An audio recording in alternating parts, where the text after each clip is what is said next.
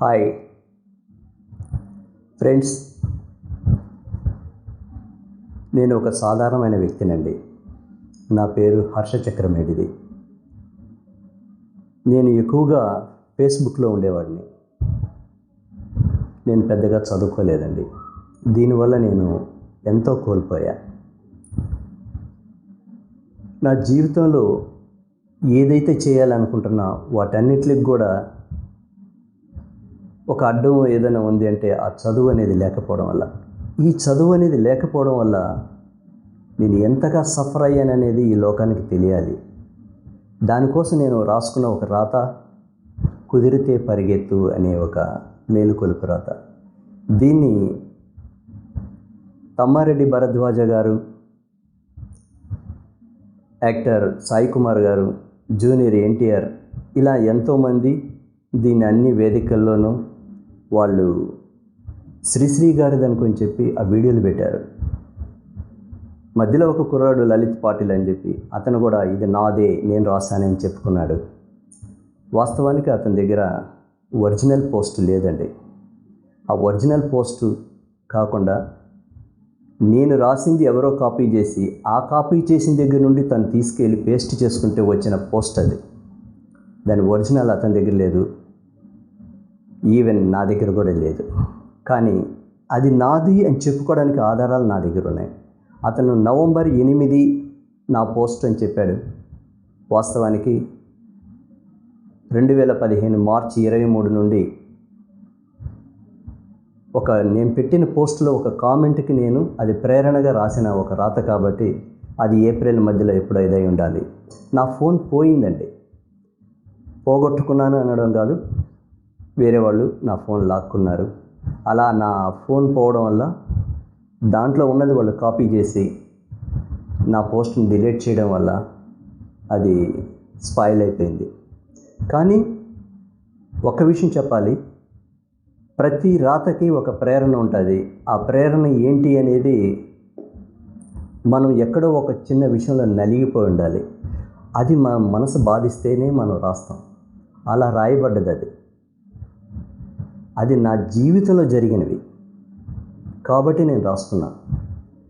ఇది ఎవరో ఒకళ్ళు ఈ ఫ్లో బాగుందే, ఇది మన శ్రీశ్రీ గారు రాశారేమో అని చెప్పి తీసుకెళ్ళారో, లేదంటే అతని పేజెస్ కొంచెం బాగా డెవలప్ అవ్వాలనుకొని చెప్పి చేశారో తెలియదు. కానీ అక్కడ శ్రీశ్రీ అని పేరు తగిలించడం జరిగింది.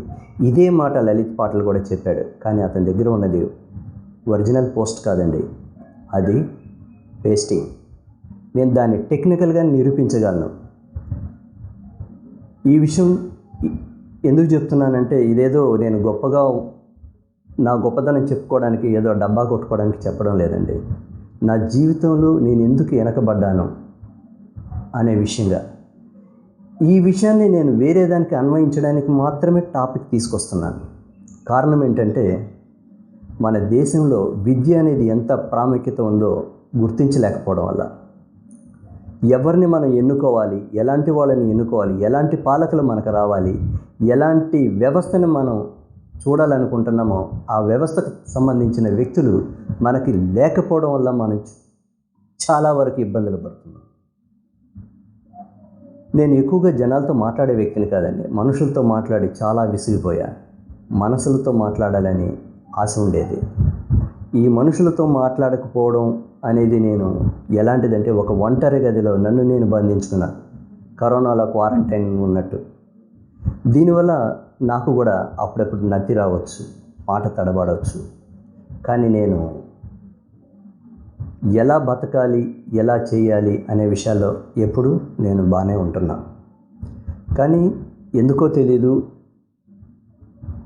మీ మధ్య నేను ఎన్నోసార్లు రావాలని అనుకున్నా, నాకు ఈ టెక్నాలజీ ఎలా వాడుకోవాలో తెలియక నేను ఎంతో కాలం స్తబ్దతగా ఉండిపోయాను. ఈ స్తబ్దత అనేది చాలా వరకు కొందరిని ఇబ్బందులు పెడుతుంది అనేది నేను చాలా ఆలస్యంగా తెలుసుకున్నాను. మౌనం మంచిదే, కానీ అది ఎంతవరకు అంటే మనల్ని మనం చంపుకునే రేంజ్ వరకు రాకుండా చూసుకోవాలి. అప్పటి వరకు ఆ మౌనం మంచిది.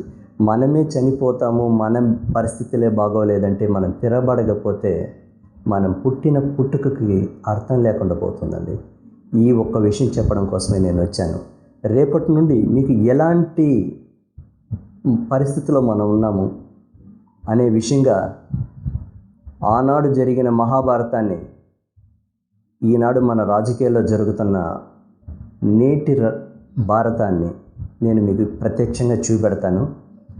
విజువల్స్ కాదండి, నాకు అంత టెక్నాలజీ లేదు. నా ఫోన్లో నేను ఆ విధంగా గ్రాఫిక్స్ చేయలేని పరిస్థితిలో ఉన్నాను. కానీ కొందరి క్యారెక్టర్లు చెబుతాను. మీరు ఏ పార్టీ వారైనా కావచ్చు, మీరు ఎలాగైనా తీసుకోవచ్చు. నేను ఏ పార్టీకి సంబంధించిన వ్యక్తిని కాదు, కానీ నిజం మాత్రం చెప్తా. మీరు అర్థం చేసుకొని మన రాష్ట్రాన్ని చక్కదిద్దుకుంటారో లేదంటే ఆ ఉత్తరాది దేశానికి బానిసలాగా బతకడానికి మీరు ప్రయత్నిస్తారో అది మీ ఇష్టం అండి. మన రాష్ట్రం కావచ్చు, మన దేశం కావచ్చు, ఇప్పుడున్న పాలకులు అయితే మనకి సరిగ్గా చెప్పాలి అంటే పాలకులు కాదండి వీళ్ళకి పాలకులకు ఉండాల్సిన అర్హతలు కూడా లేవు. ఎవరిని కానీ నేను ఏలైతే చెప్పడం లేదండి. ప్రతి ఒక్కరు అర్హులు మాత్రమైతే కాదు. ఈరోజు నామినేషన్ వేసిన రోజు ఎంతమందికి అర్హతలు ఉన్నాయి, ఎలాంటి స్థితిలో వాళ్ళు ఉన్నారు, మనల్ని పాలించడానికి వాళ్ళకు ఉన్న అర్హతలు ఏంటి అనేది కనీసం ఎలక్షన్ కమిటీ కూడా గమనించిందా లేదా అనేది సంగతి నాకు తెలియదండి. ఇలా ఎందుకంటున్నానంటే 5 ఏళ్ళు ఒక వ్యక్తి పాలనలో మనం ఉండాలండి. మన వీధిలో అంటే కౌన్సిలరు, ఊరికంటే మేయరు, అలాగే రాష్ట్రానికంటే సీఎం, దేశానికంటే పిఎం, ఇలా ఎన్నో రకాల పాలకులు మనల్ని పాలిస్తున్నారు. కనీసం ఇంతమందిని, కోట్ల మందిని పాలించే ఆ పాలకులకి కనీస అర్హతలు అనేది ఉండాలి. అర్హత అనేది లేకుండా ఎవరు పాలించకూడదు అనేది నా ఉద్దేశం. దీని గురించి నేను చెప్పాలని అనుకుంటున్నా. మీరు నా మాటల్లో నిజాయితీ ఉందని అనిపిస్తే మీరు సబ్స్క్రైబ్ చేయండి, 10 మందికి చెప్పండి. నచ్చితేనే, బలవంతం లేదండి.